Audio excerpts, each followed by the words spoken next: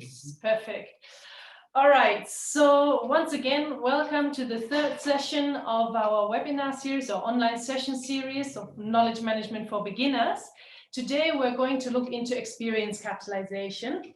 And experience capitalization is something that's really close to the heart of Horizon 3000 and how we do knowledge management and also what we share about it.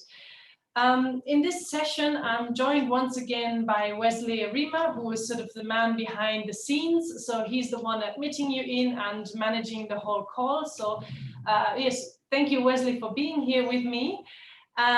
Also on this call is Petra Herout from Vienna again. I'm sure you remember her from the first session, and she's here again to also share her experience and to share about how we do this at Horizon 3000. So welcome, Petra. In case you want to say a few words as well, you're welcome. Hello and welcome from Vienna. It's good to be part again of this knowledge management online series. And I will introduce to you the KNOW-HOW3000 experience capitalization later on. All right, thank you, Petra. And today we also have a very special guest with us, is Nicholas Lukwago from Fiat, an NGO here in Uganda, who will later on share with us their experience of experience capitalization, of how they have learned from their projects. So I'm very happy that he will be here, and we shall get to know him better after the first presentations. So without much further ado, let me give you a brief overview of what this session will actually be about. We shall have, for one, an overview of what is experience capitalization, what does it mean, why would you want to do this, how can you do this, when in this knowledge cycle that you have already gotten to know, when would you do this. So that's be the first part. Then we shall try a small reflection in the breakout rooms. You have gotten to know the feature in the last session, but for some it has worked well, for others not so much. So we want to give it a try again and see how it works this time. And then Petra will come in and share of how do we do experience capitalization at Horizon 3000. And after that, we shall have this learning from our partners where we have Fiat sharing their experience. So I would say, as the participants are still coming in, we start the presentation. So Wesley, if you could help me start the advanced sharing. In case you hear some barking, we have currently some dogs visiting. So we have 3 excited dogs outside. So I hope they don't disturb too much, but just so that you know where the barking is coming from. Let's go on advanced up there. Yes, and then the last one, yes. And then we start sharing the presentation. Yes, perfect.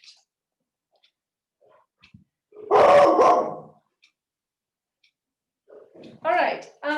So I'm blocking Horizon, the logo, but I think you all know Horizon. So let me sit on this corner. So yes, we can click to the next slide, Wesley. If you go down, I think you have to go down for it. All right, so this is the overview of what we're going to do today, as I just said. So we really try to get more into this topic of experience capitalization and also learning and sharing with each other here, which is something that we haven't been able to do so much during the webinar due to also the amount of participants that we have, but we will do it again and try to do it again today. Can we have the next slide, please? Thank you. So there is a quote saying, experience would be needed before one has made it. That's from Professor Dr. Martin Epler from a university in St. Gallen. So that actually brings us to why would you want to do experience capitalization? And I think that is something that rings very true if we think of even how we do projects in development cooperation. So we can have a project and say I'm planting tomatoes, and then we later realize that, well, they don't grow in a desert. And so we have a lot of these things where in this case it seems so very obvious, but we have projects where it is not so obvious, where there are certain factors that hinder the success of the project or that have a severe impact on what we are doing. And so having the experience before we actually made it could help us to create different and better projects. And then how do you get the experience that you haven't made yourself? One way is to capitalize it. To capitalize means to transform the experience into shareable knowledge, according to Witte. So what experience capitalization actually does, it transforms experience, it transforms the implicit knowledge into explicit knowledge. If you remember that iceberg I showed in the first session, we have this huge chunk under the water that we usually struggle to access. And experience capitalization has methods that can help you tap into this and get the lessons that are embodied into something that you can share and that is available. So it helps you to transform the implicit into explicit. Experience capitalization is not about measuring your success or your impact as you would do in an evaluation. So it's not about looking at that, but rather looking at how you got somewhere, how you have reached the success, or how you ended up having that failure. So it's really about taking time to look at how things were done. And reflection is something very important. It's something that in development cooperation has also been done many times. All the new trends that we see in development cooperation are a result of reflection of development practitioners that think about how can we actually improve things, how can we do it better. And so taking that time to reflect and having methods that help you to reflect is very important. Can we have the next slide, please? Yes. So when do you do this knowledge, this experience capitalization? If you remember the knowledge cycle from the first session, then you know we have these 6 steps. Sometimes there are more steps, but roughly these 6 steps of how to do knowledge management and also experience capitalization. So you would first of all want to define what you actually want to look at. You want to know the knowledge that you need. You want to know clearly the strategic areas that you are looking at. And this is very important because knowing what knowledge you need will also lead you to the second step of knowing who has that knowledge and who will need that knowledge. This is a very crucial step because doing an experience capitalization and reflecting on what you do and drawing lessons learned only makes sense if there's someone that can use this lesson. If not, you have done a nice exercise and you have probably improved on your facilitation skills and you personally have learned a lot, which is also very great, but it's also good to think about who will be the user. Is it just myself or are there other people? And that's important to keep in mind. And it's also important to know that the carriers of knowledge don't have to be the ones that we usually associate with knowledge. So the beneficiaries of projects or other stakeholders of your project also carry a good load of knowledge about your project, about the activities you have been doing. And in experience capitalization, it's important to bring these in. We have all heard the mantra of participation in development cooperation, and why it is a mantra and why it is considered so important is because it brings different perspectives in. And so it is important in this step of identifying who are the knowledge carriers to also look at the beneficiaries, to look at other stakeholders and to bring them in the process. But we will hear more about this later, so just a brief highlight. Now, when you have gone through this step, that is when now you can capitalize that knowledge. You can use all the methods or even more of the ones that we introduced today, and you document this. The documentation is an important step. The reflection alone is already helpful for all the ones that will be involved, but it's important also to document it, because only through the documentation can you really make it shareable on a wider scale. So the sharing is the next step, and it's also very important to then think about who are the ones that we want to share with and how do we want to share. And then, of course, we have the same steps of applying this knowledge, which if you have thought about who will use it, can be more useful then and can be more immediately relevant. And then, of course, of reflecting again. And the reflection is pointed out here once more because it is such an important step that we at times tend to skip. So we think, okay, we have done the project. Yeah, we know what went wrong and what went right. Fine, so that's the past. Let's look at the future. But by doing that, you stop yourself from having deeper insights. You stop yourself from seeing different perspectives. And so taking the time to do that reflection, and there are different lenses, some that take more time, some that don't actually take so much time, but they can still give a little bit more insight into the project, into what you have been doing, that can help then to create better projects afterwards. So I think one major point that we are stressing with experience capitalization is to take that time and to actually do this reflection, and to do it in a systematic way, and to do it with methods that can actually help you to get as much out as possible.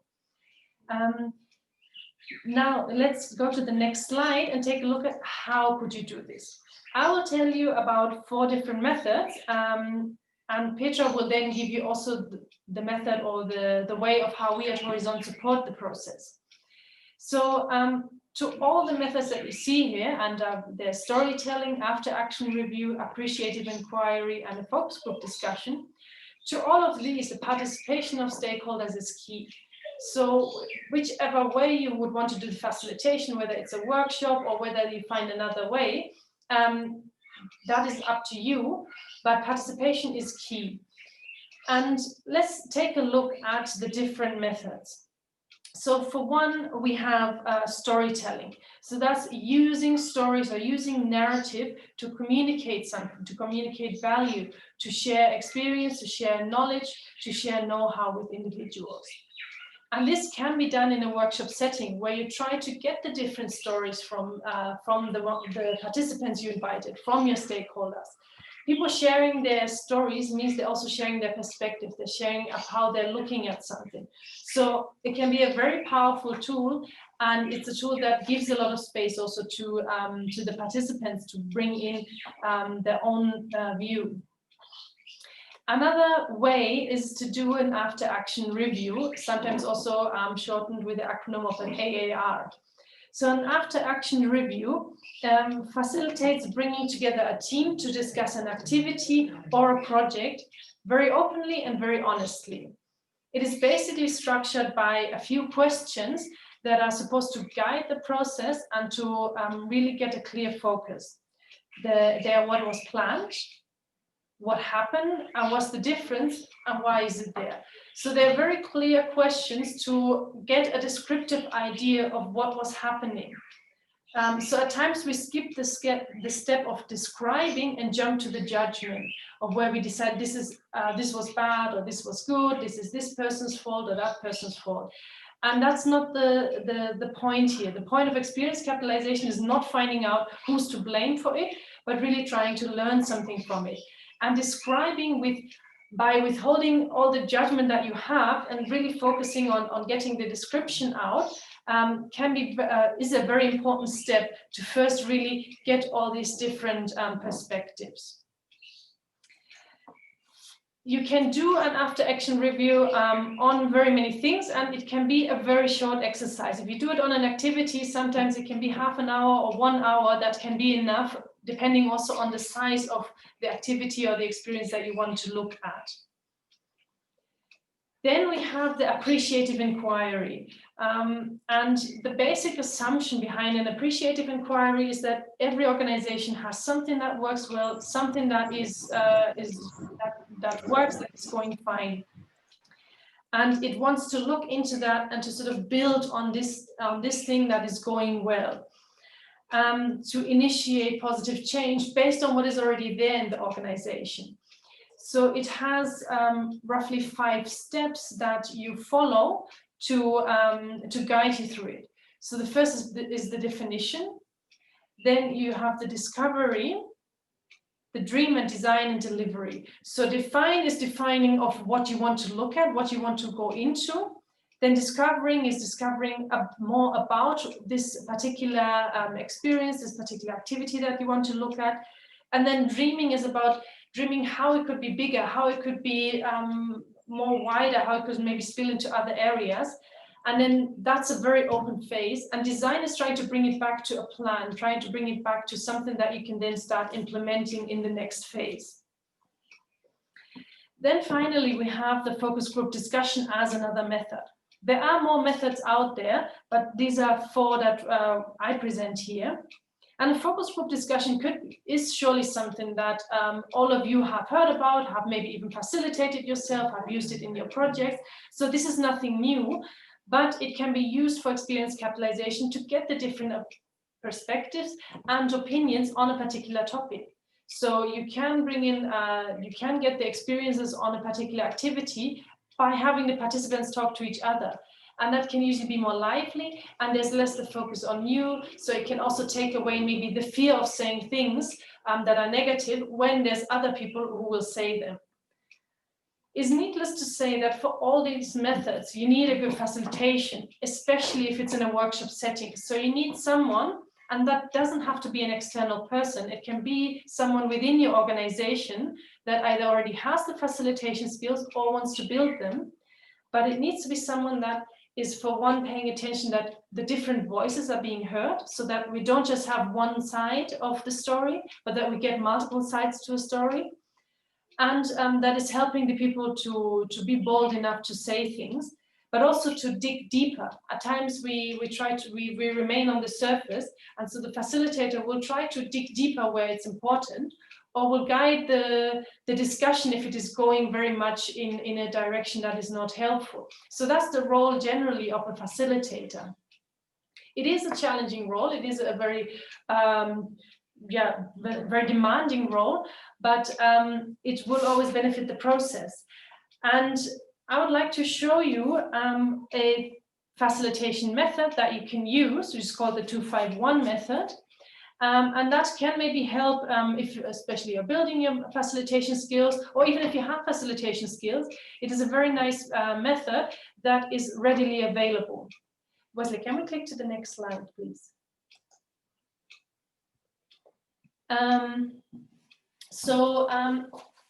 The 251 method works with the hands. So 2 hands are 2 pieces of information. So one is who are you, and then the other one is a summary of the experience. So this is what the people can start out with, and then we go to the 5 fingers. So the little finger is where attention was lacking, where more attention should go next time, the things that didn't really have enough time in this activity, in this project, whatever. The ring finger is about the relationships, or also what the person is taking out of it. So it can also be about the emotions. So this is really about what is this person, how are the relationships also with the people who are running the project. Then the middle finger, I think you all know this finger. This finger is about the frustrations, what you didn't like about the project, the activity, or generally the experience. So the frustrations with it. Then we have the index finger, and you know the wagging finger is about what they say should be done different next time. So what's something that the person wants to point to that should be changed next time around. And then the thumbs up, you all know that that's sort of what's great, the things that really worked out, that were nice. And then finally, there's the main lesson learned. The one is the main lesson learned from this. And having this is, for one, making it easy for all the participants, because you can clearly see, okay, what do I have to say? Okay, I have these fingers, and that can structure also the feedback that you're getting on your activity or the experience that you have. So this can be very helpful to get all perspectives, to make everybody speak, but also to make them cover all the points. At times we like to skip one point. Some people, they like to skip the part of the things that they liked, so they just go on and on about the things that they didn't like. And others, they don't want to say, they don't want to offend, so they don't say anything negative. And of course, if you want to grow, you have to also know about the mistakes that you did. You have to know about where things maybe didn't work out so nicely, or where maybe there wasn't enough attention. So putting this kind of structure to the avail of everyone can really help to also get a balanced feedback from the participants or from your stakeholders. All right, let's go to the next slide. The question of for whom are you doing this? So who are you sharing this experience capitalization with? As I said, generally it's a good exercise to reflect, and it's good to have a reflective attitude towards everything that you do. But especially in knowledge management, we would also like to share this and to share it with others. Because as you remember, experience would be needed before one has made it. And so by sharing it with others, you give them the chance to look at that experience and to maybe not have to do this themselves. So when you share with others, you have to have an idea of how they tick. You need to know what their needs are and also maybe what their personalities are. So that is true for audiences, the wider audience, but that is also true for your staff. So you would need to know, what are they expecting? Are they expecting a recipe, a step-to-step guide as to how to replicate or how to do the same activity? Is that what they need? Or do they rather just need the basic ingredients and then they can cook up their own approach? So it's really coming down to, do we have cooks or do we have recipe followers in our audience, and how do we cater for these different audiences? Some people, they just need the ingredients and then they thrive, so they just need a lot of room for that creativity, and others rather need structures that they can thrive in. And knowing that and understanding that helps with the knowledge management in general, and helps in particular with the sharing. So that's something that I would like you to keep in mind when you do the sharing, in the decision as to how you are sharing it, what kind of document are you using, and yeah, how are you addressing the ones that you are sharing the experience with. All right, this is sort of the first overview of experience capitalization. And before we go into the part as to how Horizont is doing it, I would love to do a small breakout room where you can talk to each other about how have you been doing this. Wesley, can we click to the next slide? So in the breakout rooms, I would like you to join in pairs. So we will set it up in pairs so that you can talk to each other and ask each other, have you ever learned from an experience, from a practice, from a project? Have you ever had this kind of reflection session? And how did you do it? Petra, are you? Okay. Did you want to say something? No, you're fine. All right. So we shall set up the breakout rooms now, Wesley. So we have how many participants right now? We have 46. So we need at least, let's make 25 rooms. And to all of you as to how does this feature work. So the breakout rooms will bring you together with one other person. You will get this prompt that you're currently seeing on the screen, asking you to join a breakout room, and you click on it, and then you will start joining the breakout room. Once you're in the breakout room, you unmute yourself and try to verify whether the other person is hearing you. You can switch on your camera, you can unmute yourself, because you want to have that interaction now with someone. Try to find out whether it works. If you face a problem, you can request support from us, and then we can join your room to see what's going on, whether there's any support that you need. So the main thing, once you're in the room, unmute yourself, turn on your camera so that you can see each other, because I will not be in the room and the others will not be in the room. It will just be the two of you in a room together. And then just start sharing. We will just have maybe about 5 to 10 minutes. Let's see how it also goes, how well we reach the breakout rooms. So it should just be a very brief session to share, okay, how are we doing this? How have we been doing this in the past? Wesley, how is it going? Let's on more breakout rooms. Yes, and then up there. Create, yes, so we go up to 25. Yeah, I think maybe you could even type it in here.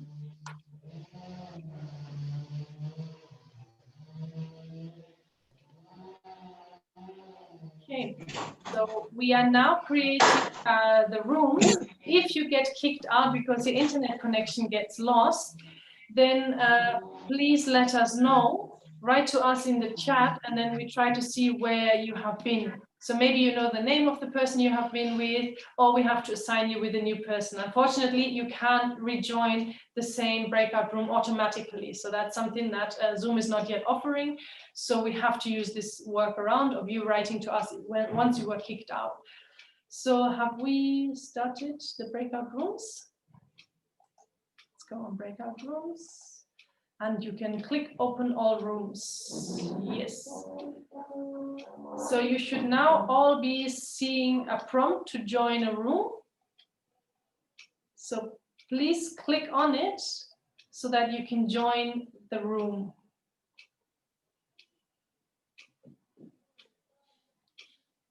Okay, I see some have started joining, so please join.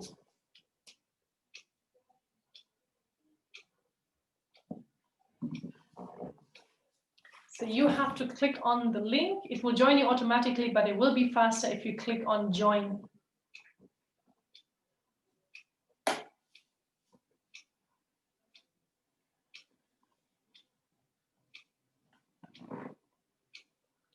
Okay, I see there's people getting into the room. Some are still hanging.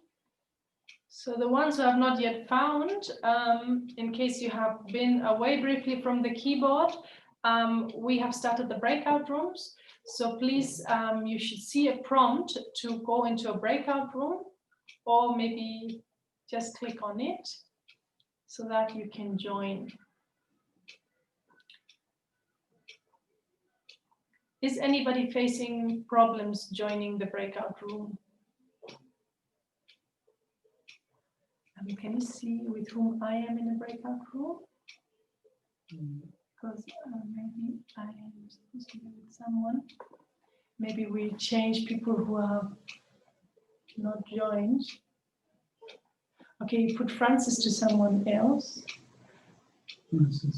I think for now you can mute us. Yes. So that we can do this. Hello, this is Joyce. There was nobody coming into my room, so I'm back.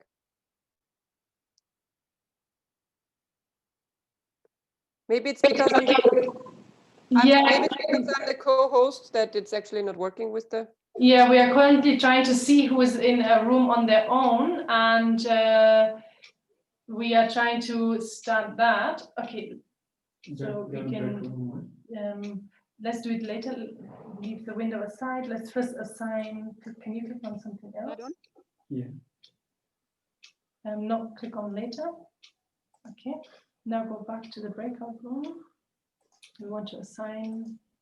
Okay, so we assign the ones that are just sitting alone. So Francisca at room 5. So move to. Now we have to see who else is sitting alone. Move to room 2. Room 2. So there should be. Ah, you have pushed me there. That's fine. Push the other one. Let's go down to room 5 again. Yeah. No. Go. Scroll down. Yes, this one. So we want Francis. Join him to Nicholas on room 6. Go to room 6 and put them together. So that should solve this issue. Then let's go further down. Let's see if we can. So this one, innocent. Let's see if we have someone else. He's not joined. So anybody who has not yet joined the room, please join the room. Petra. No, it's fine. Petra can stay with us. I will stay. Yeah, you can stay. So we can join Anna to the other room. So move. Which one was it? Was it room 6 or 7? No, 6 or 11. So what? Maybe 7. Where was the innocent? Yeah, 7. 7. Okay, so we put Anna to room 7. Yes. Okay, now let's see. This one. No, this one doesn't matter. Joyce is alone in a room, so let's go down. That's room 14. Let's continue checking. We can put her to room 17. So let's put her to room 17. Put Joyce to room 17, yes. Okay, then let's Victoria, we put her to room 17 now. Down. Yes. Then Stella and Victoria, we'll put them together. Room 20, put to room 21. Okay, let's go down. Okay, let's put Claire and Emma together. So room 22, put to room 23. Yeah. Hi, Annika. Yes, Dragica, how are you? Yeah, I'm okay. I'm just having power cuts. I was raining the whole night. Sorry. I guess that's the reason. I'm sorry. Yes. So I'm just power in between, so that's the reason why I was kicked out. Yeah, sorry. Let's move. So you are in this room now. Maybe we can put you with another person in a breakout room. If we can go all the way up, Wesley, all the way to the top, then we should see Dragica, and we put her to the last room 26. So you will be joining 25. You'll be joining some person there, Dragica, so you can talk with him. Now let's start reassigning the other ones. Do we have someone still in an empty room? No, we're together. Okay, so we have room 10. There's Anne who's still alone. So let's move someone from up into room 10. This is quite some work. I'm actually back from room 10. We have finished. Oh, you have finished. Oh, okay. All right. Okay. Sorry, I still saw you in the room. Okay, then let's maybe join this Lydia and these three to an empty room. Let me see if room 5 is still empty. Hello. Hello. Hello. I had a blackout. Okay, sorry. Which room were you in? Room 1. Room and 1. I can't join back. Yes, please. Okay, we'll put you back to room 1. Thank you. Okay, so assign this one to room 5, yes. And then Petra as well, room 5. And then Ruth, we join her to room 1. She was in room 1, so let's put her back. Okay, perfect. All right. I think now everybody should have. So let's tell them in the. Oh, let's tell them maybe in a broadcast message that we should take maybe another 3 minutes in this broadcast message to all. In the breakout room, sorry, I'm not sure they will read the chat. So let's give them like 3 minutes. Just right, you have another 3 minutes.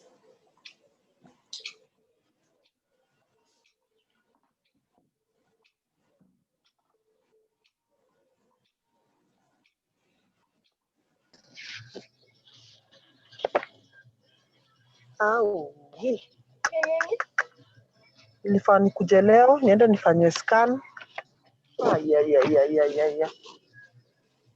Oh God Almighty. 3, so. Okay, broadcast. And I think you can also end the screen sharing for now. So I think on the top it's no, I think it's on the top of the stop share. Yeah, that's fine. Okay, that one we don't need right now. So you can turn on the camera so they can see me again. Oh no, the camera's on. It's fine. All right, so for those that have joined back already, I think you can see managing these breakout rooms is not so easy. People get kicked out quite often, and then we have to see that we can rejoin them. So maybe you can assign the ones who are there still to a room 2, for instance. And we are about to close the rooms down to continue with our session. But just to give everybody a chance to also share together. Yeah, it's fine.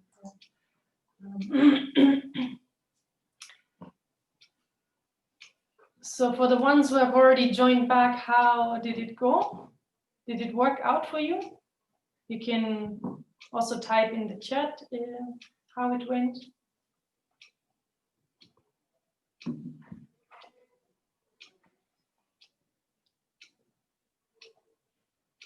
I'm seeing.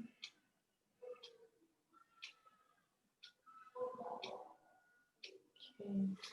Yeah, let's just give it another minute. I see some are being kicked out again. Right? Okay, but for now everybody's assigned. Okay, someone is saying it went well in room 10. That's nice to know.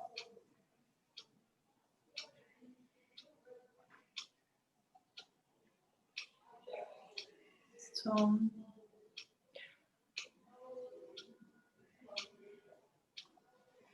you can share what maybe the question you had or how you have been doing it in the chat.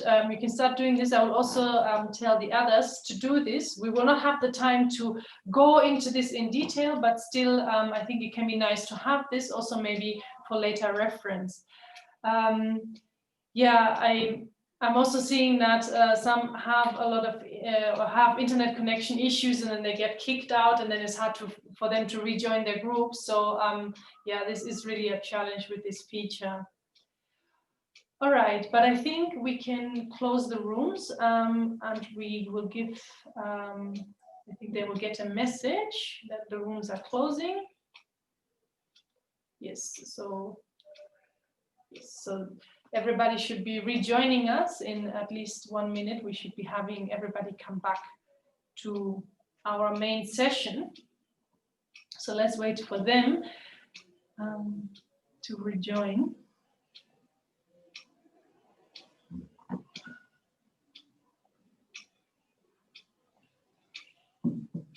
Yes, little by little, I'm seeing participants are coming back.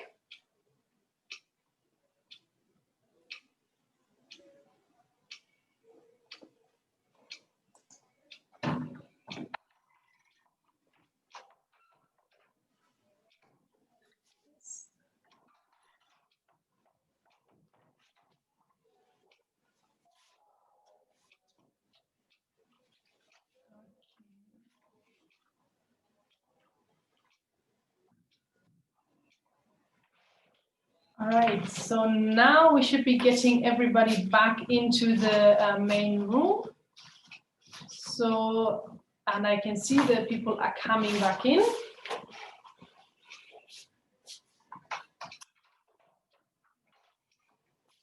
So, welcome back, everyone. Good to have you back in the main room.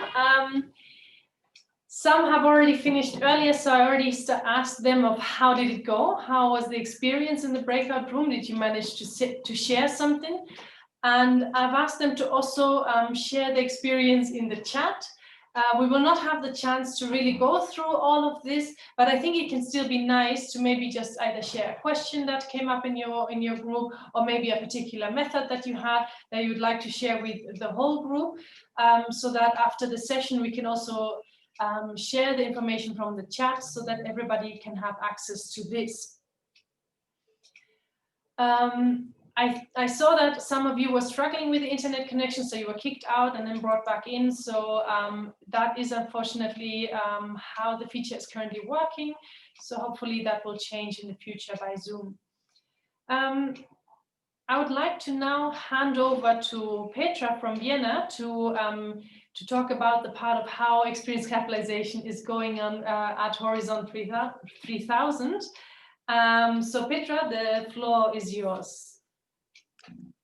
Thank you, and Wesley will share the slides, won't he? Yes, definitely. So, we will share the slides. Yes, sorry. Warm welcome again from my side. It's a pleasure to be with this big group again.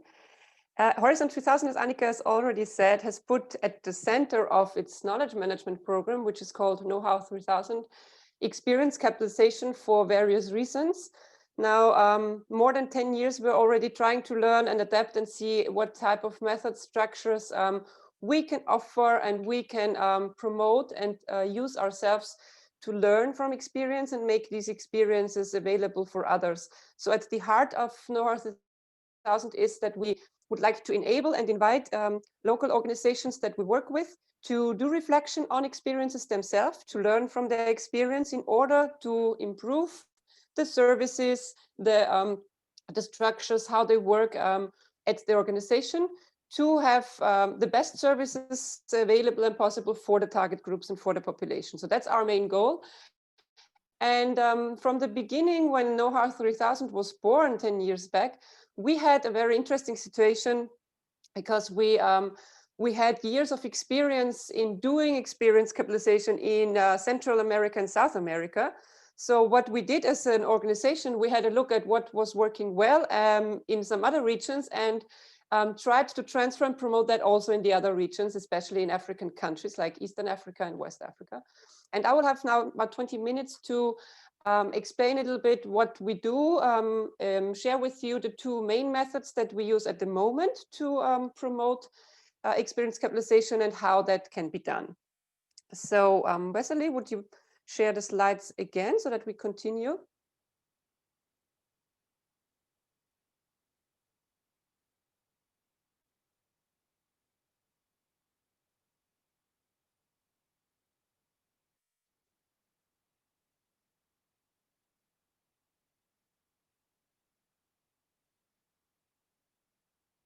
Yes, here we go.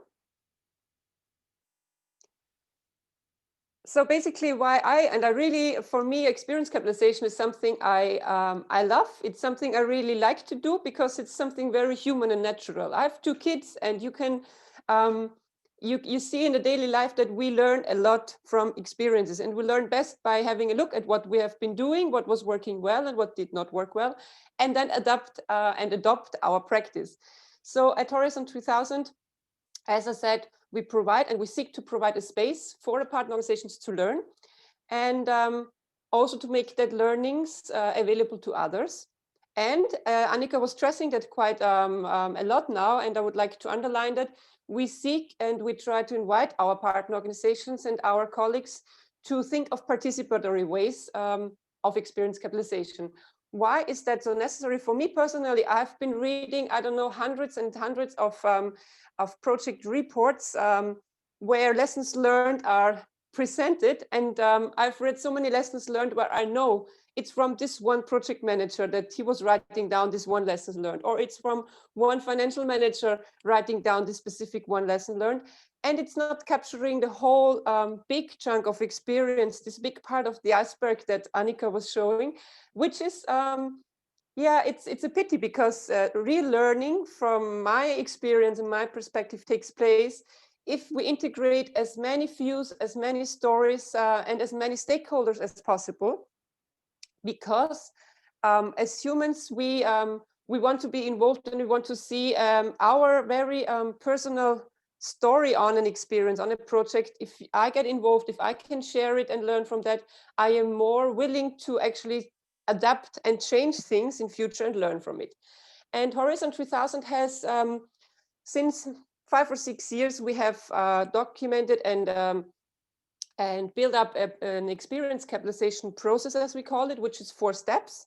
So the 4 steps that you see here, the first one is, and that is also covering what Annika has said in theory and in introduction part, identifying and assessing what type of experience is actually relevant. What experience is strategically relevant for you as an organization, for the project team, but also for us at Horizon 3000, we have the discussion in our knowledge management team every now and then. Now, what type of experiences is relevant for our big partner community? I can give you an example in the sector rural development and natural resource management. In the last years, we found a lot of different questions and experiences on rainwater management from different countries. So we had a discussion and we said, this experience on how rainwater management is done or could be done is an interesting one, it's a relevant one. So we will ask and call for experiences on the topic in our partner community to share that. So that process on identifying what is actually relevant, what type of experience is relevant, is happening on different levels. And I invite you as organizations, as teams, to really discuss this question in your team or discuss it with Horizon 3000 technical advisors or other colleagues if you're not sure now what is the situation, because identifying what you're interested in to learn and identifying if the time and the context you are at the moment is the right one to do such a learning process is crucial. I will come back to that later on. So once you have identified and think, well, that could be interesting, I would like to learn from that experience, or that topic is of interest for me, let's do an experience capitalization.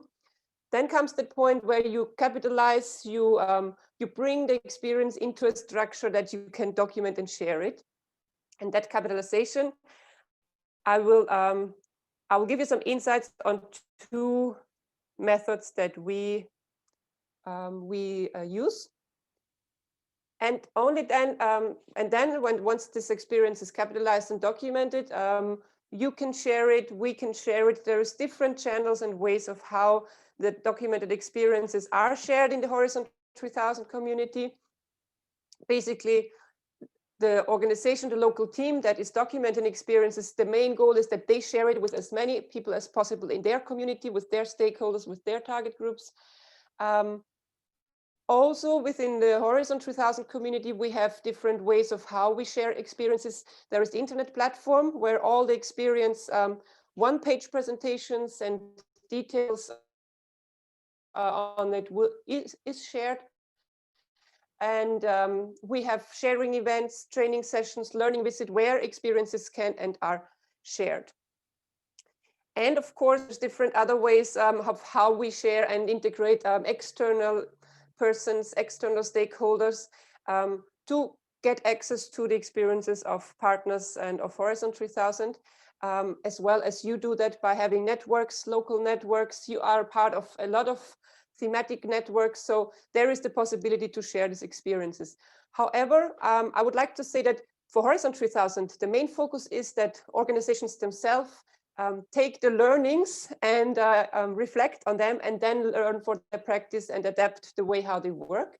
And if it is relevant, if the partner organization would like to share their learnings with others, then we enable that in our network, but it's not a must. We never force anybody to share learnings or experiences unless the organization says, yes, we would like to do so, and we would like to share that, because there is cases that organizations learn on experiences that they are very, I would say, internal, and they don't want to share that, and that's fine. For us, the learning is at the center, and that's what it's our objective to promote.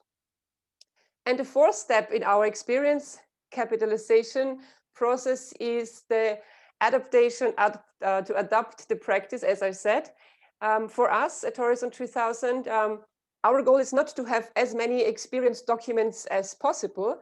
What we would like to have is that learning and adaptation of practice is happening. So we intend and we try to also do a follow-up and find out how learnings of experiences is influencing the work partners of partners. We try to do follow-up on these learning processes. So we ask questions when people do experience capitalization, if the process has helped them to apply different learnings or not. This is necessary for two reasons. First of all, experience capitalization takes time. It takes time of people, of staff. It takes resources because people meet and they discuss. It takes resources and time because you somehow document or structure it or do a video out of it. So it is an investment of an organization to do a learning process. And for me, you need to really carefully identify what you're interested in and what you want to capitalize, to invest the time, and also invest it in the right issue that you can learn from it and it helps you to do your work. I know a lot of examples where organizations, just because they think it's necessary, somebody tells them you should do experience capitalization, and they do reflection session and learnings, but not really on the objective to learn from it just because somebody tells them, and that's not the objective. It's an investment of time and resources, so be careful and identify the issues that are really interesting for you, and then it is worth investing time, and you will see if it's the right topic, if it's something really relevant for the organization, participation might be easier as well. So this is our 4-step experience capitalization process. At the moment, we are learning from what we're doing as well. So Annika, myself, and 3 other colleagues worldwide in Herout 3000, we are currently reflecting on that experience capitalization itself and check if we are still on the right track, if the methods we propose are still up to date and relevant. So I just want to give you the signal and the message that we as Herout 3000, we do experience capitalization as well. We try to do the same things on our work, so that it's also easier for us to get in a dialogue with you to discuss on different methods. So you can continue. The next slide. Yes. Here is one slide where Annika has summarized the 2 methods that at the moment we use the most at Herout 3000 to promote experience capitalization. We have on one hand the questionnaires for experience capitalization. So there is questionnaires on learning from good practice and learning from failure. Whoever of you, there is quite a lot of organizations that have already filled in these questionnaires. This is a structure in the questionnaire that guides you as a team, as an organization, to reflect on an experience that you were doing or on a part of the project that you were implementing. These questionnaires for experience capitalization, we have developed them 5 years ago because we realized that it's a guidance if people want to share their experiences. So whoever of you has not seen our questionnaires yet, they are available in 4 languages: English, Spanish, French, and Portuguese. And go ahead and have a look at it and test it. There are currently our Olympic Games, and I will show you just right on where you can actually also win a prize if you fill in a questionnaire and share experience with us. These questionnaires, I will not go in detail there, but the next one is systematization of experiences, which in East Africa, we have a little bit of history on that method. In South America and Central America, it is more than 20 years, 25 years that Herout 3000 partners, project teams are using that method, systematization. And I remember a colleague of us at the regional office in Uganda, Samali, once when she heard the first time of that method, she always said, "Systematai, what? This is a complicated word, and it's just very hard to grasp." Basically, I want to tell you now, the method of systematization is itself a very participatory method to reflect, reconstruct first of all, reconstruct what has happened, and then reflect and analyze what was happening. And there is a manual on it in English available, which is at the KNOW-HOW 3000 platform, and we can share that with the documentation on that session as well. And we have a number of project teams and partner organizations in East Africa that have already done systematizations. Caritas Mado, for example, Haki RD, just to name a few, MCFP in Nairobi, I remember. So there is a very short and small history on the method, but we have a little bit of experience on it. And in the other countries of Herout 3000, in Central America and in Senegal, in West Africa, this method is regularly used by partner organizations if they have an experience, something in the project they would like to look at.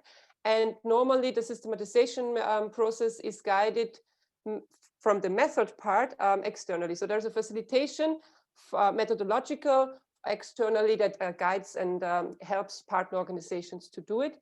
But systematization is an internal learning process. So the project team itself has a crucial role to play, and it's a participatory setting to integrate different stakeholders into the learning process. There is I just checked the chat if there is something directed on no. If we have 2 minutes left, I would like to use the 251 method to share my experience with you, because I'm Petra and I was in charge to transfer that systematization method from Central America to the African continent back then, 10 years ago.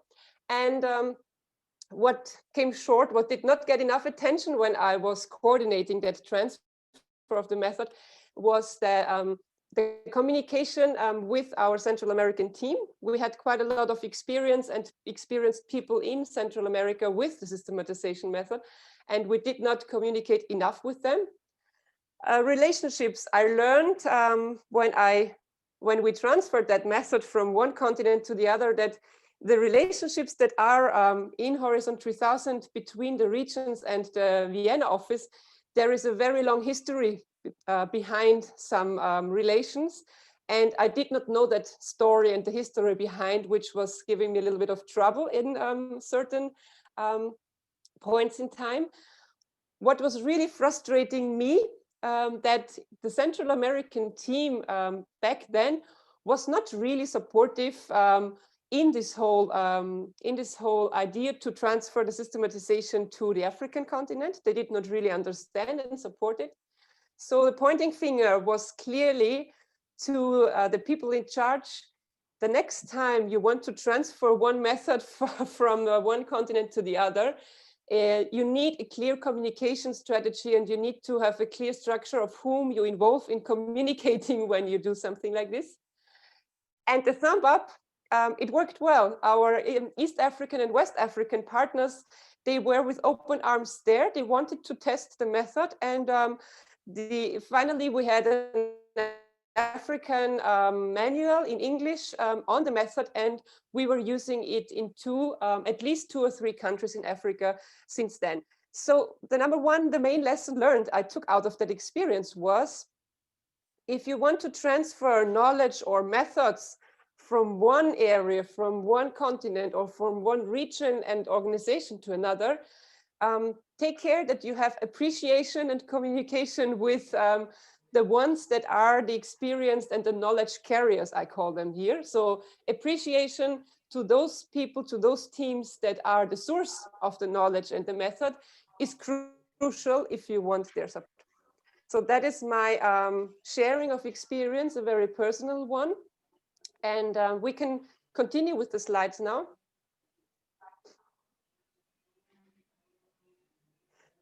I think the next slide is an Olympic slide, isn't it? I know.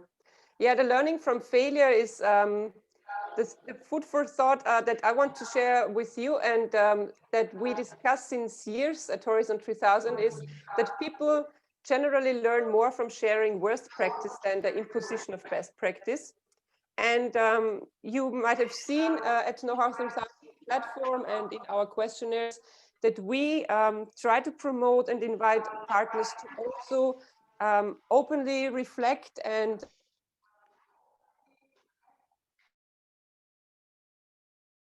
now somebody has muted myself. So now when it comes, we talk about failure, somebody is muting myself. You see, this is the reality in development cooperation, that we sometimes don't want to speak, that the reality in organizations, and the same is true for Horizon 3000, that we are having complex situations at our organizations, complex society situations.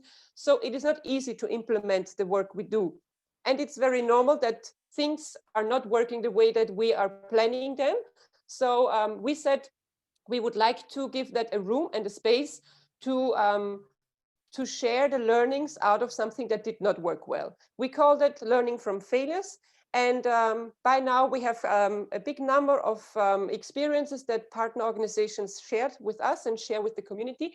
And I would really applaud to those that have already shared a learning from failure, because for me, this is a sign of professionality, because for me, that means if an organization is open enough to say, we reflect on what we do, and we reflect on our failures and on our good practices, this is organizational development and this is learning. So that should be appreciated.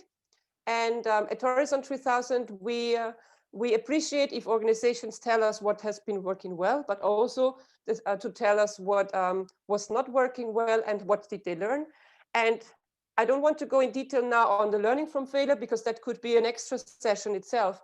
Just one remark: when it comes to learning from failures, always keep in mind that we are not interested to find out who did what. No, we are interested to find out what did happen and what did you learn of what did happen. So focusing on the learning and on the process, and never focus on people, because that is a very crucial issue when it comes to failures or if things did not work out well.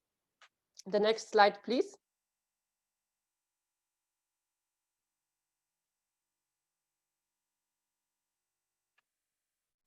Now, if you're interested to start an experience capitalization within the Horizon 3000 network and our cooperation, then at the first step, get in touch with somebody from Horizon 3000 if you're interested to find out on the methods and on the topic and on the constellation and context of the experience capitalization, and that we find out if you need support or not, and if the context is allowing support in in different ways.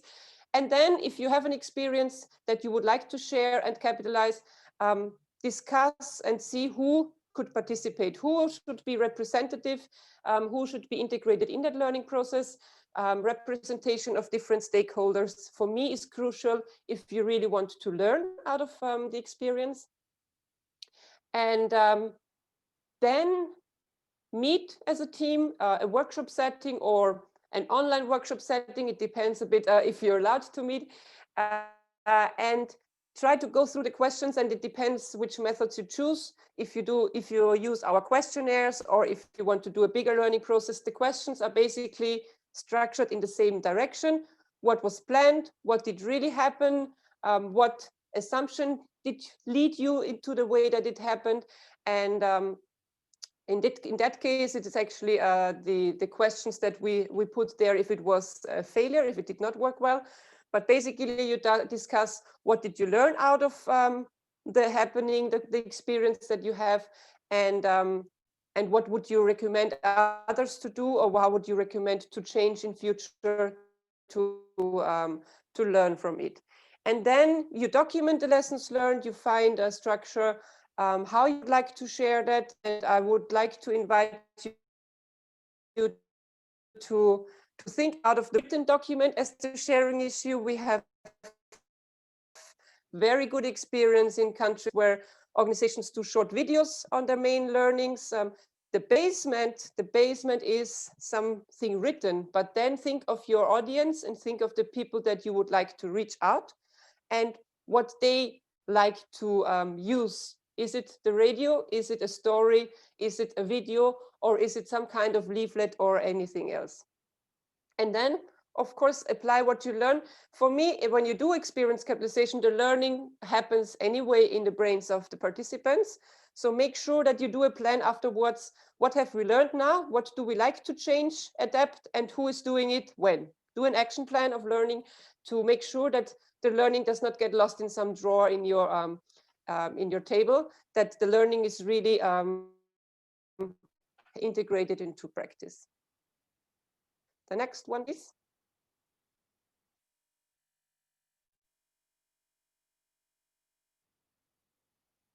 Yes, the lessons learned. As I said, we continuously learn ourselves when it comes to experience capitalization, and the learning is, be it a workshop setting, be it a sharing event where you meet with others and you would like to share experiences, or be it a learning process at your organization.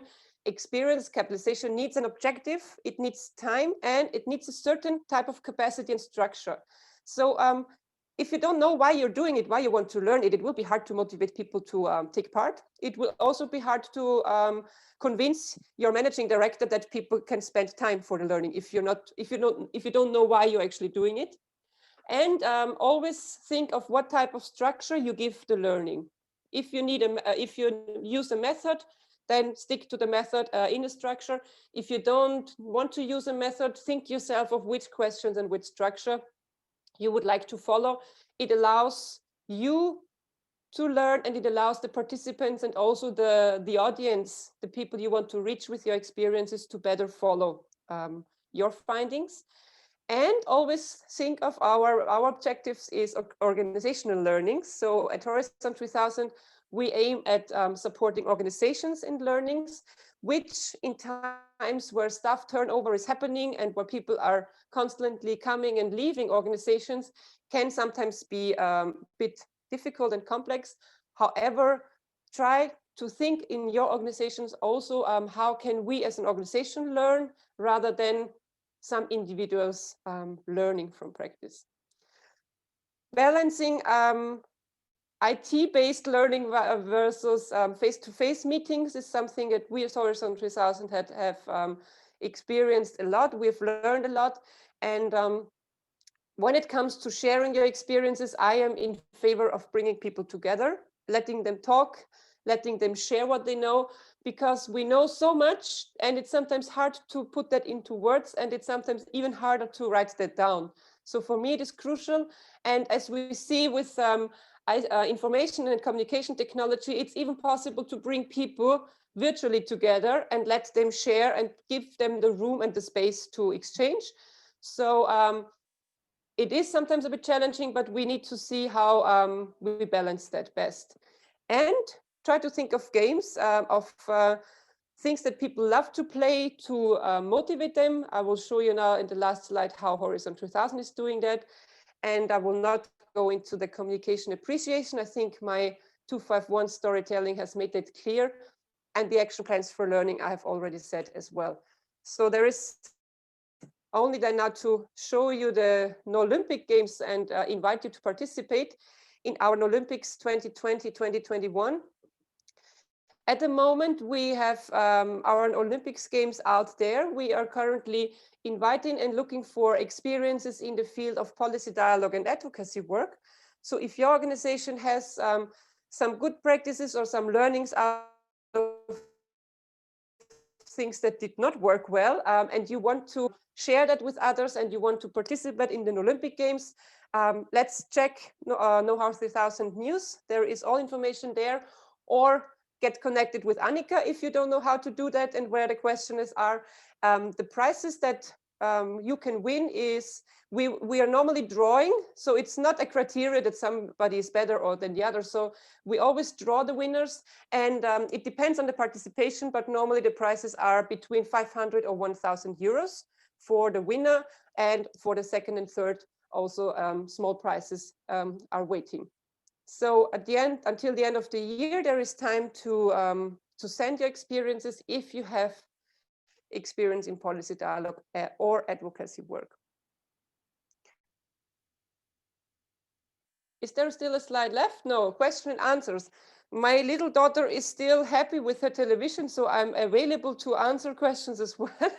If there are questions specifically to myself and my person, I could stay 5 to 10 minutes more than I need to leave, because kindergarten is closed here in Vienna and I have my daughter at home and need to check and see her. But yes, I'm happy and welcome to answer questions if there are. Yes, thank you, Petra, and thank you for sharing the experience from Horizon's side and what the Horizon is doing.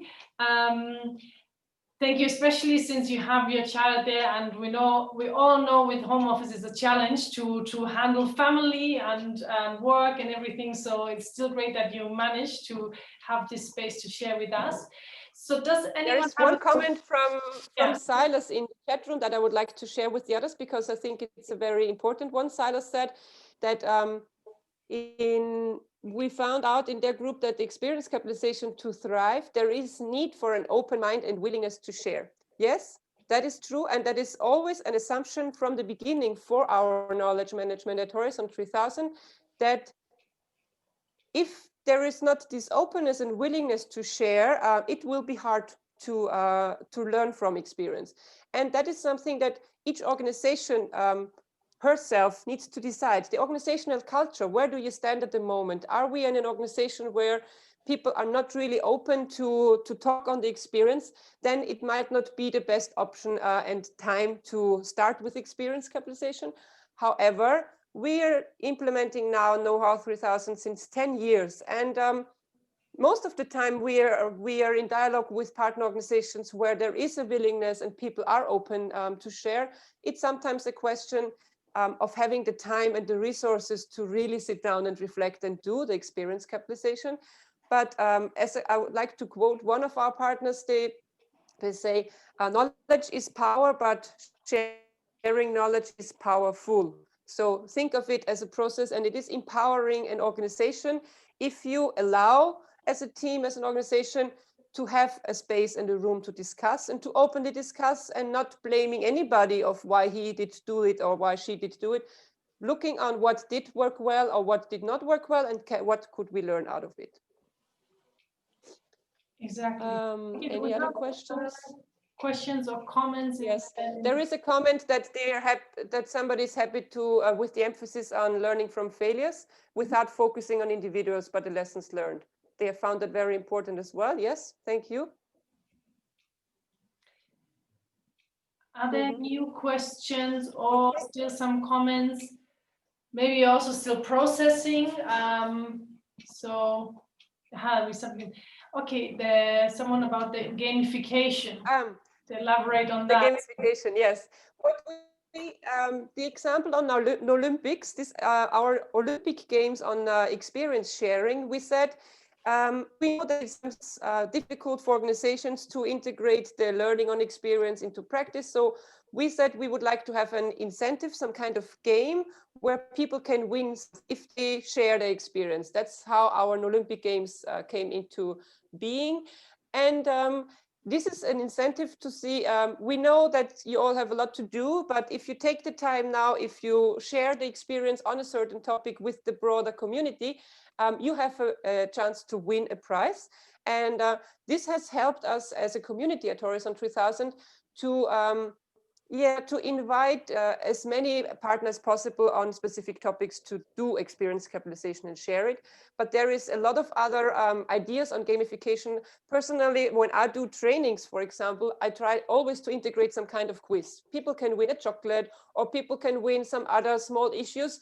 If they ask questions to others, I normally integrate quizzes into trainings where I tell people, go out in the room or in the training and find out how many languages do people speak in that room. And the first person that comes to me and tells me the right number wins it. So you think of a structure and something that you want people to share or talk about, and then just imagine something they like to play or they like to win something. And it's getting people moving by inviting them to play something or play around, I would say.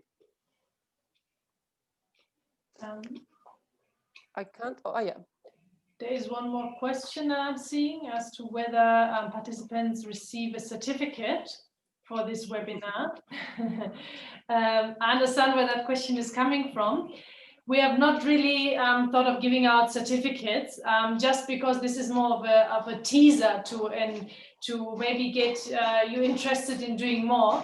There are courses out there to do online. There are also ones for free that you can do, but this one we have not planned to give out certificates. Let's see, there's still another comment. Yes, so it's bringing back the element of the organization instead of individual learning. So I think that's very important, as Petra has stressed also in her presentation, that we need to think beyond the individual in this. Okay, if there are no other comments or questions, then I'd like to thank you, Petra, for taking your time and for being here.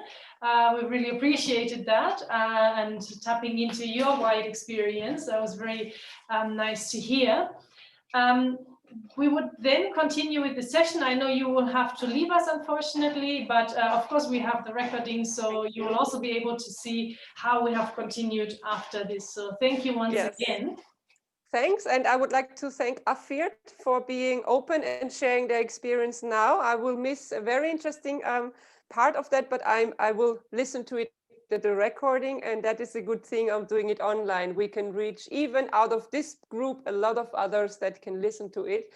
Thank you for your openness to learn on it, and I'm looking forward to seeing, hearing, and exchanging with you on experiences that you have. Bye-bye. Bye. Okay. All right, Wesley, let's continue with our slides, please. So I'd like to now go into the part of where we share more learnings. I think one more click.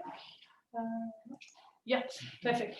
So we have AFIAT, which is the Agency for Integrated Rural Development, an NGO that is based in Wakiso here in Uganda, which is sort of in the suburban areas of Kampala. And AFIAT was founded to fill a need for an integrated approach to rural development. And their vision is a society free from hunger and diseases, living in a peaceful and, above all, a green environment. So they're working in Wakiso, Mpigi, and Mukono district, and they focus on smallholder farmers, especially young farmers, and try to bring in the sustainable farming to make them nutrition secure and to help them increase their income. Now, AFIAT did a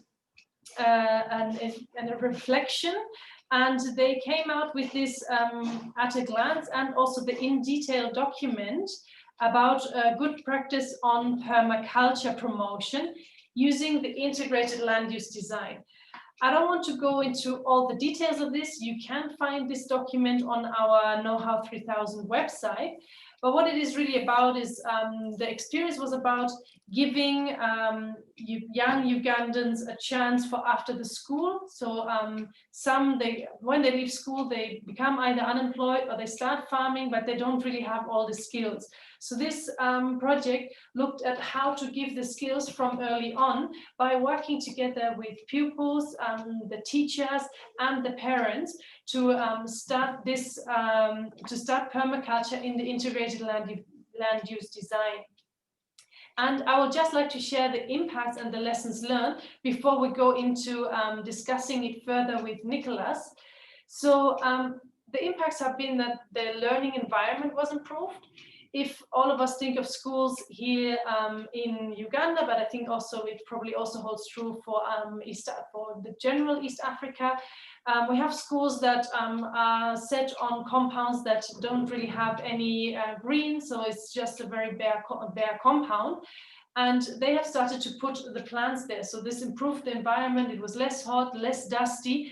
Plus, there was an improvement in the nutrition, since now the vegetables, the greens have been available for the pupils.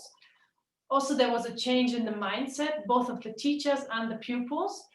And the school started also serving as a learning center for the communities. So the pupils were doing it together with the teachers. So they practice farming as part of what they're doing at school. And this had sort of carry-on effect into the community. The lessons that AFIAT took out of it is that it's important to identify the committed head teachers and the relevant stakeholders, and to also actively engage everyone, all the teachers and the parents, so that it's not an overload on just one particular person.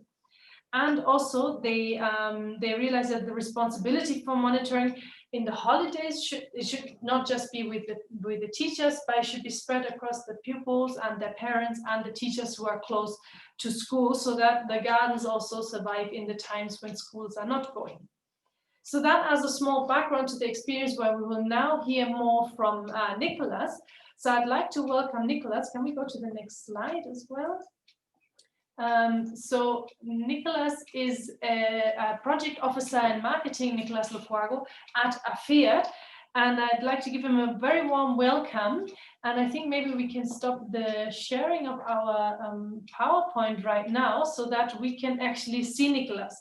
Nicholas, are you there, or has the internet gotten the better? If you can say something so that we can also see you. Yes, good morning, everyone. I'm right here. I'm willing to share about our experience of capitalization, and just waiting to hear from you all and how this session has been, because we hope to learn more from this, and the willingness to share with the rest of the team. I think that's what brings us here mainly. Thank you. Yes, thank you, Nicholas, and thank you for being here today and sharing with us today about your experience. I would like to start out with you by asking you why you decided to reflect on this experience. So what made you decide to look deeper into this project? Okay, well, Nicholas from AFAD. Yes, AFAD has been implementing some projects previously before this kind of good practice, which I'm going to talk about, of why we had to reflect on it. But we realized that those projects, basing on the goals of the projects and the impacts we are looking at, we realized that there was minimal interaction of the youth, I would call them, in the farming system, because these were mainly projects which are focusing at food insecurity, household incomes, and the environmental degradation. But then we realized that the youth were not very active in these projects, as most of my colleagues, maybe those within Uganda, are very much aware that we have the negativity, the mindsets are quite negative amongst the youth in terms of agriculture. So there was minimal interaction. So we had to find means of how we could try to bring on board this kind of youth so that they appreciate farming. Because I think most of you in Uganda, you really know how we really take agriculture to be the backbone of the country. Everyone, even the president, is always emphasizing on that agriculture is the backbone of the country. So we had to find means of bringing on board the youth, because we later realized that the biggest percentage of the Ugandan population. So there was really a need for us to come up with a mechanism of how we could do this. And in doing so, we had to get this project, which was quite a bit interactive and bringing on board the youth, trying to change their negativities and to see how they can really appreciate this practice. So we had to really find means of trying to see how best, what can work best for us, how best we can handle this and try to bring them on board.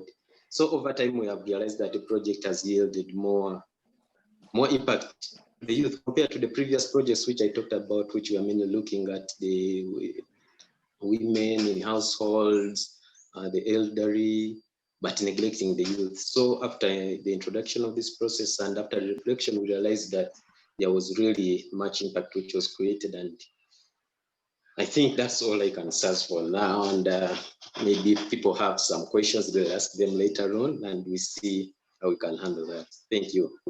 Yes, thank you, Nicholas. Could you tell us a little bit more about how you organized the reflection process? Who did you involve in the process? What were the steps that you were taking? Maybe you can walk us along a bit of that. Okay. So when we started about, I think it was like 6 years back when we started implementing this project, of course, we are just having some, I'd call them normal beliefs about project implementation. Of course, we thought of creating some impact, but later on, after some reflection, maybe like after 1 or 2 years of implementation, we had our own internal reflections, depending on the stories we are getting from the beneficiaries, the pupils, the teachers. We reflected on them and we thought, really, if we are creating such kind of an impact, then why can't we reflect it more into depth? And after like 3-4 years, then we hired someone who could help us to really get out the reflection, to bring it out on board. As you know, when you're an implementing team, it's quite difficult to get some of the failures, like Petra has been saying. It's not all about the learning points, it's also trying to get the failures, but it would be quite difficult for an implementing team to get such kind of information. So we had to bring in an external person who would help us to get those stories, the storytelling from the beneficiaries, from all the relevant stakeholders who are engaged into this project, who are the teachers in the different schools where we are implementing it, the pupils, the lead parents, school management committees, the local leaders, the local agricultural officers, all those, and the FAD team. And they had to get those stories, and we really get that reflection into depth. They're not such reflection where AFAD staff could go to the field, get some maybe one story or two from the pupils, but really we needed someone to dig deeper and to get that kind of reflection from the beneficiaries and the relevant stakeholders. So basically we used two approaches. There was an internal approach where we, as the implementing staff, and with our minimal interaction with the beneficiaries, we tried to reflect on it.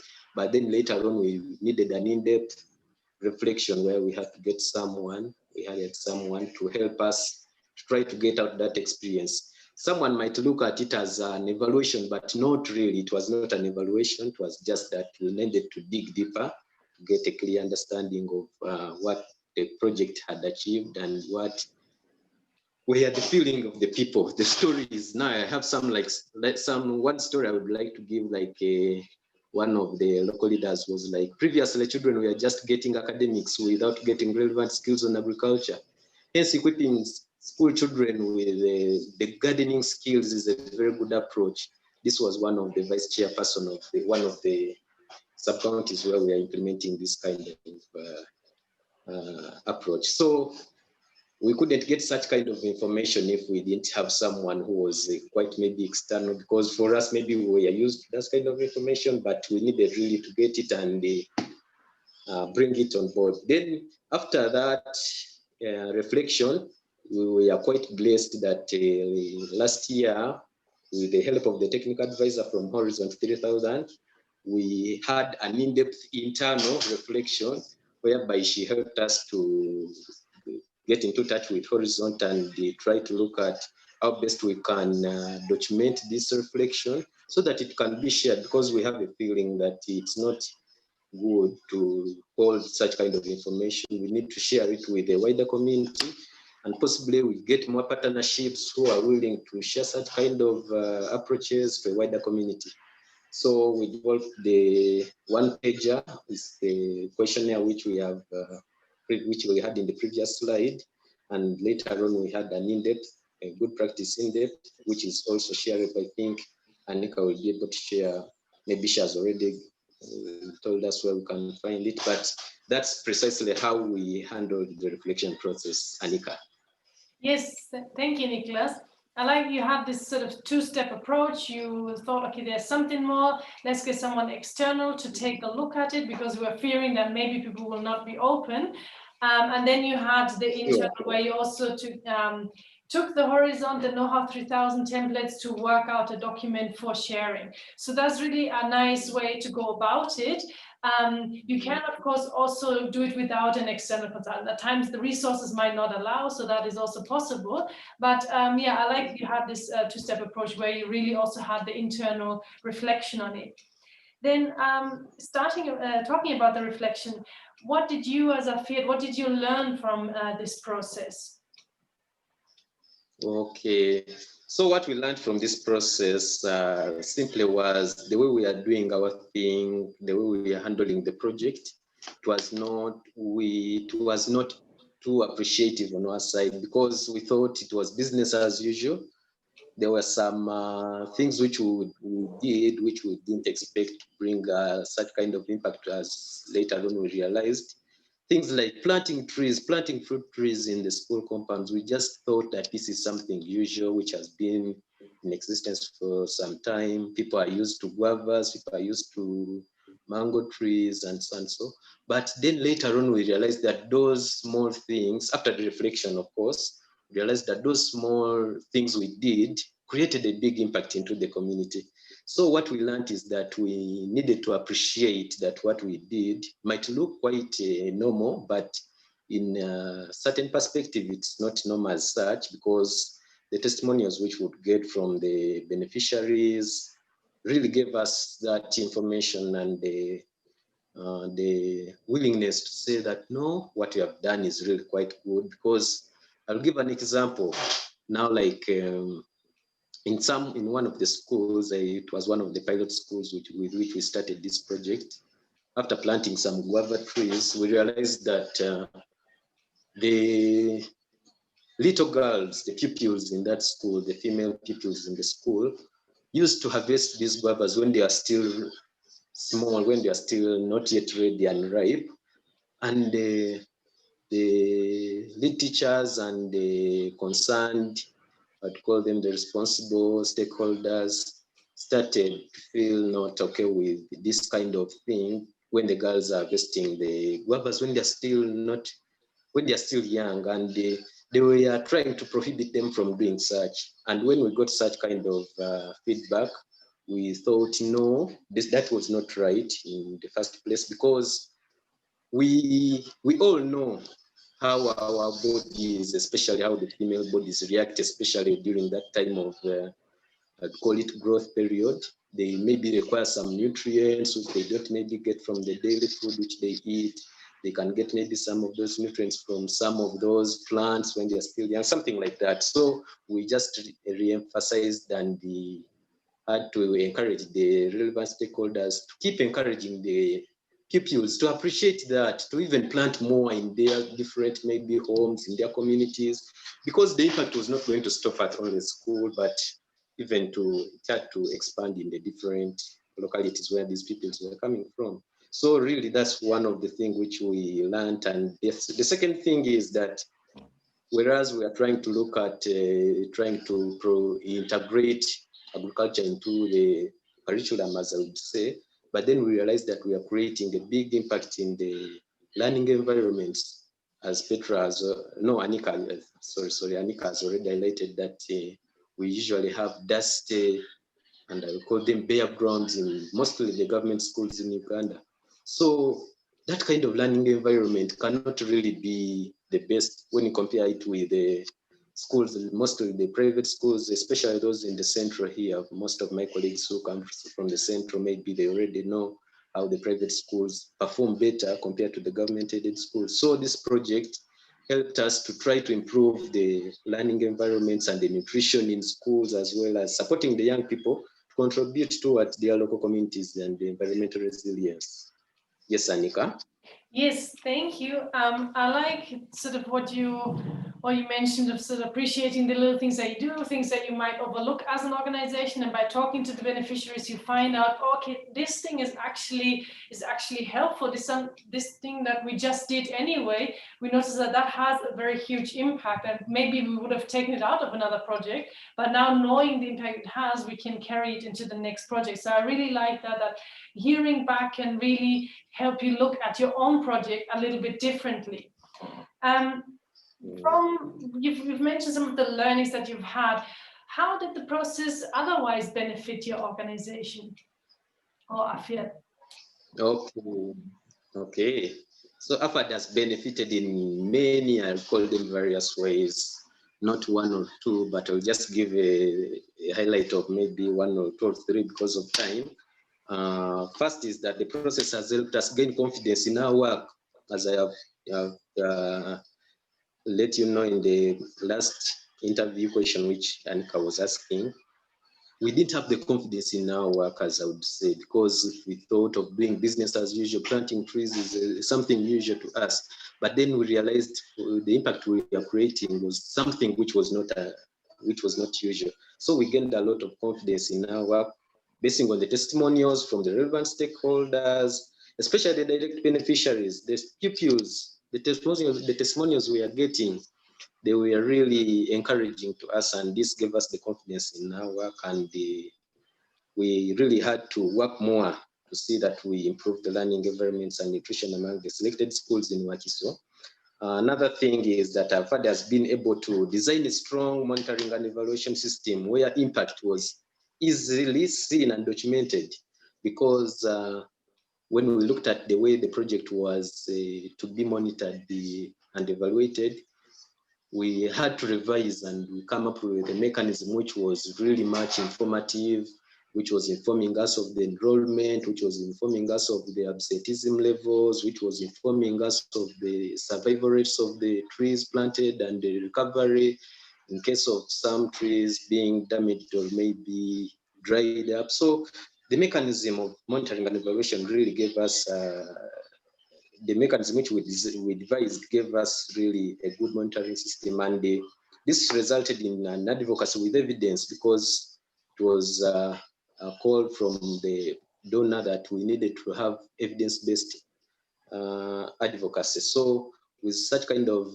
monitoring and evaluation system, we were able to have a good advocacy-based, evidence-based advocacy and strong partnerships from the different partners and the networks where we subscribe. I will not talk about all of them. We have been able to get in touch with many development partners. We are trying even to get in touch with different, I'd call them the local government agencies. We have expanded the project from Wakiso. Now we are heading to MPG. Even next year, I think January, we are starting a project with Horizont, still on the same process. So we have benefited a lot. I will not mention everything, but really there is a lot we have benefited from this. Yes, thank you very much, Nicholas, for sharing that. I like your last point of that you've been getting in touch with more stakeholders, with more development partners, that through this sharing, you had a document that you can, I suspect, give to other development partners and show them the work you're doing, highlight the good things that you are doing, but also getting in touch with the government agencies. And that's also the beauty of participatory approaches in general. You already get in touch with the people. So you can bring them in and you can onboard them or bring them on board of what you are doing. So thank you very much for sharing that. I would like to open the floor for questions so that we can still have some questions from our participants. Because I have already seen there are some questions coming up. So we have one from Ezekiel who was asking to learn a little bit more about the external consultant and whether you have some knowledge about the method. I don't know if we just lost you or if we just lost your video, but maybe you could comment on that, Nicholas, the question from Ezekiel on the method that the consultant used, if you know about it. So of course it's an external consultancy, so. Yes, Ezekiel was asking, was that external assessment research-like? How was it done? I'd like to learn the method. So what we did with the external assessment, we just got that person whom we had to share with our internal reflection, and we just thought that he could help us to dig out more on the reflection process, just like I told you, to get maybe like the stories, because as we have noted in the previous slides which Annika presented to us, somewhere she was talking of the storytelling. So we couldn't get enough time, as you know, the project implementation of course has some deadlines to beat, so we couldn't get enough time to get all that kind of information. So it's when we asked this person to help us to, because for him he could of course have enough time to help us and get these kind of stories, to get the relevant, I would call them learning points from the different stakeholders, how appreciative the local government leaders and the other agricultural officers were towards our approach and something like that. But really it wasn't, I don't want to ask us to look at it as an evaluation sort of, but it was just basically that we needed someone to help us dig out the information to really come up with a more beefed up reflection process, which could inform us of how we can look at expanding it and sharing it maybe with the relevant stakeholders who are appreciative of it and who would like to share it with the wider community. I think I've handled Ezekiel's inquiry. Then there is another. I think that one is actually more to the general, the 251 method. So that's more in general. Yeah. But yeah, thank you. I mean, I think also maybe to add my own on yours and the experience you have, if you have an external consultant, of course, they can also come at times with their own methods. But the methods that we have shown today are precisely the ones that you can use in engaging the stakeholders. So you can use, as Afid was doing through this consultant, the storytelling. You can use focus group discussions. You can use an after action review where you bring in particular key stakeholders, for instance. So you can use exactly the methods that we talked about today in this process, and you can have it facilitated externally, or you can do it yourself. So there's always a choice that one has to make based on the resources, based on maybe also what one, the outcomes, the relationship already with the beneficiaries and the other stakeholders. So all this can go into that consideration. Are there more questions to Nicholas in particular and to the experience that Afad has been making? Because I would like to give that space now to ask this question, because Nicholas is only here today. So after this, you can of course go to the KNOW-HOW3000 website and find the document there, and there's also the contact details, or you contact us and I put you in touch with Afad. So that is always possible in case you want more in-depth. I think, Nicholas, I might be right to say that Afad would be very happy to have that kind of interaction. But I also see another question. What was the process used in acquiring the external consultant? Did he use your design methods or theirs? I think this is a very technical question on the external consultant, but Nicholas, maybe you can briefly comment on this as well. Nicholas, I think you are muted. Please unmute yourself first.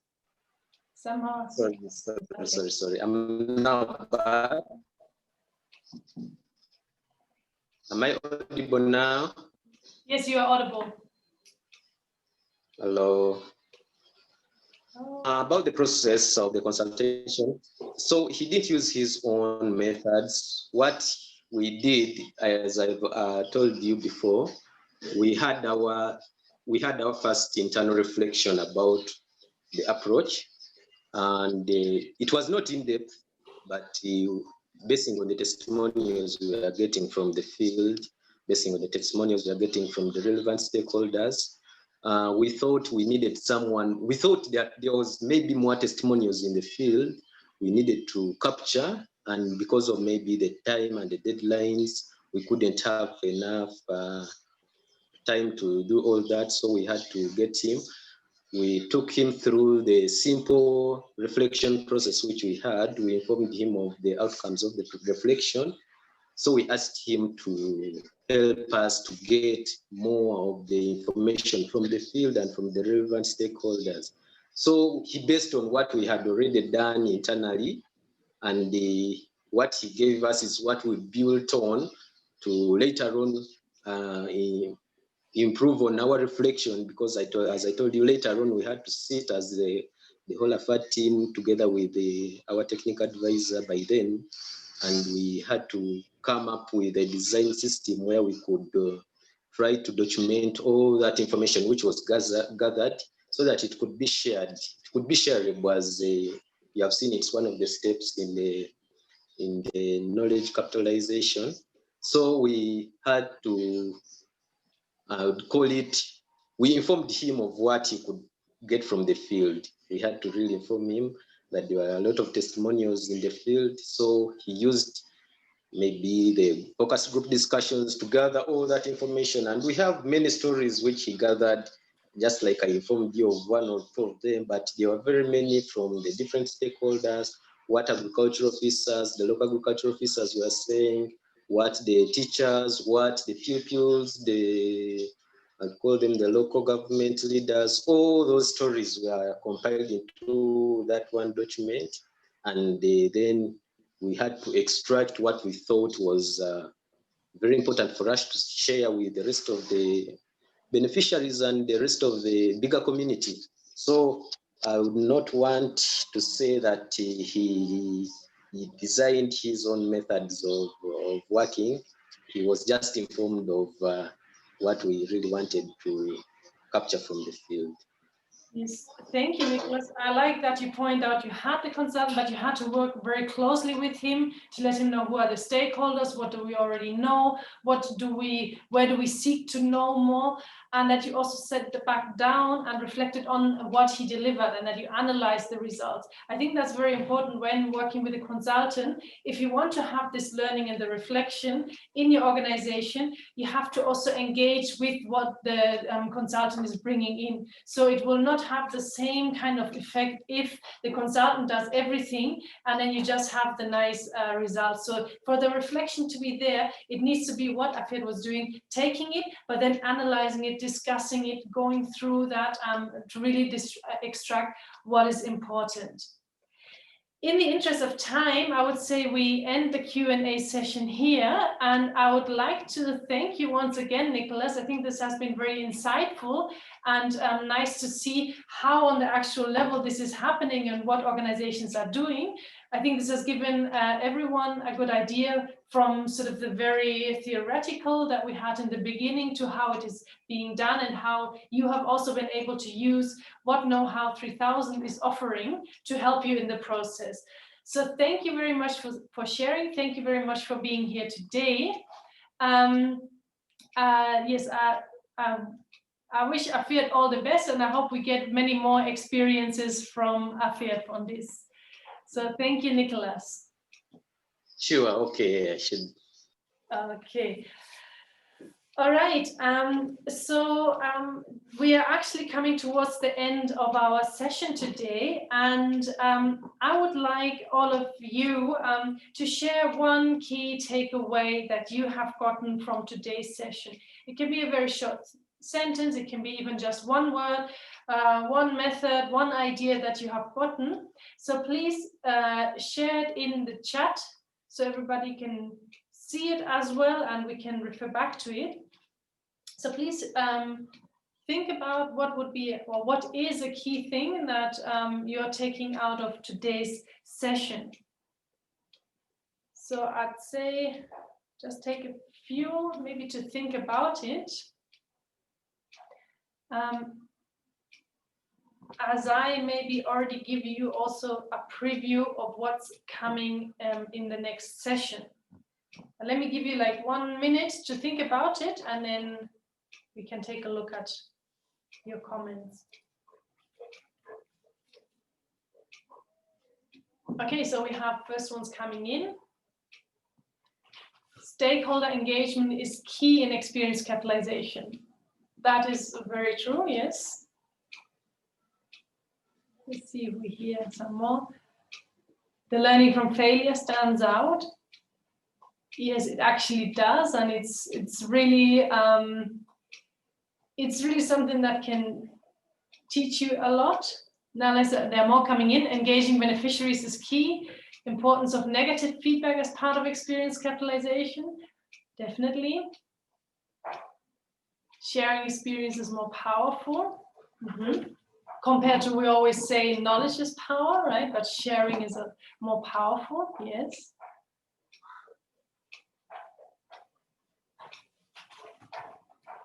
Okay, so as maybe some of you are still thinking about what your key takeaway is, please take your time and put it here. I will not be able to read all, but I can see that, yeah, even the ones coming in now, sort of, yeah, sharing is powerful, openness is key, and the integration of both the good and the bad. It's an investment, yes, definitely. And yes, once again, the participatory method.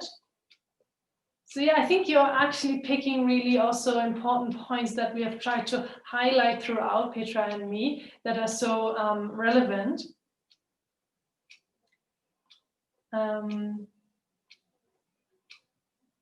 yes, nice to hear that also the sharing of the experience was not just relevant on the level of sort of the method and how they did it, but also content-wise is very relevant. So do feel encouraged to also go to the KNOW-HOW 3000 website, where there is a section on our partners' experience, and you can find a wealth of experience from Latin America, from Africa, basically where the Horizon is working.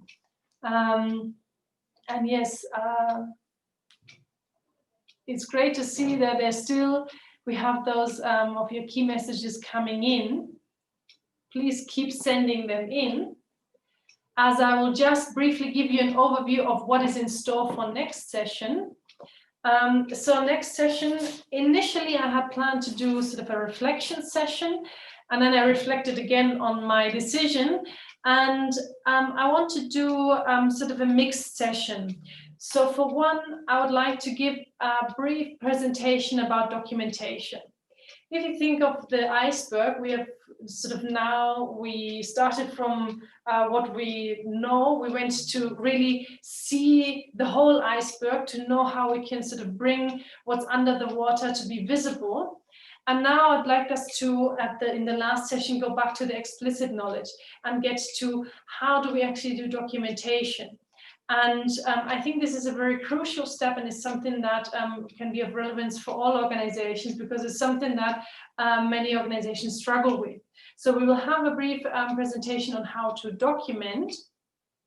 And then we will have the option to talk a little bit more about things that are of concern to you.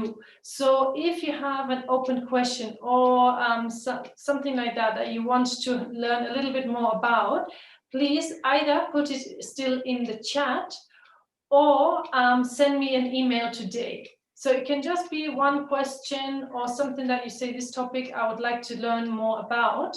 And I will compile that and see what will be possible to cover in this brief, in a brief sort of Q&A, prepared Q&A session, so that we can still see if there's something that we have not covered at all, that we can still cover in the final session, before we then do a reflection on the webinar series itself. So that's what's in store next week. So please do think about if there's something that you would like to explore more, something that we haven't gone into, or if you have a question on any of the topics we have covered so far in the webinar, please send me the email today with this question, with the topic, so that Petra and me can take a look at it and see what we can still cover in the final session.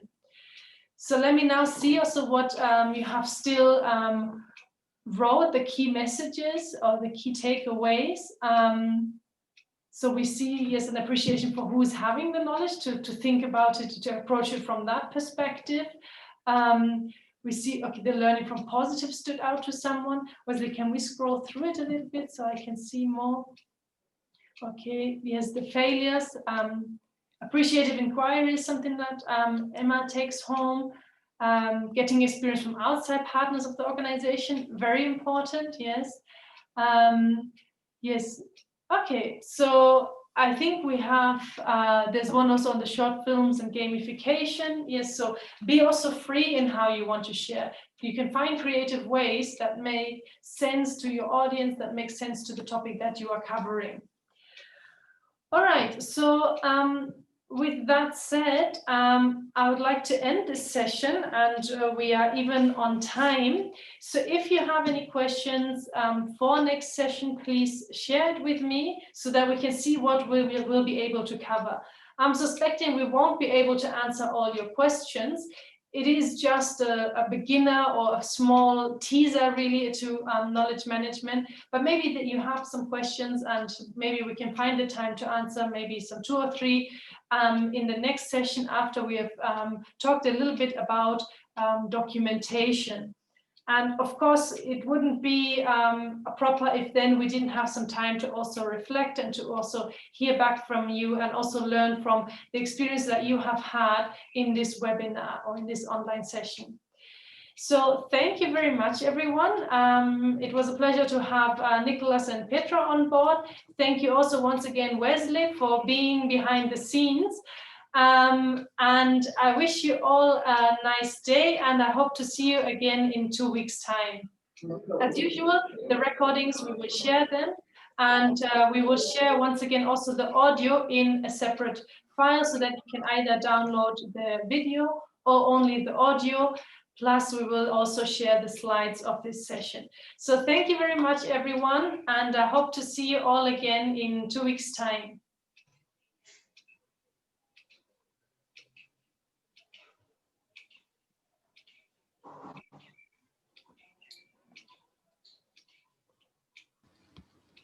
All right, then. Thank you and have a nice day. Bye. Bye. Bye. Bye. Bye.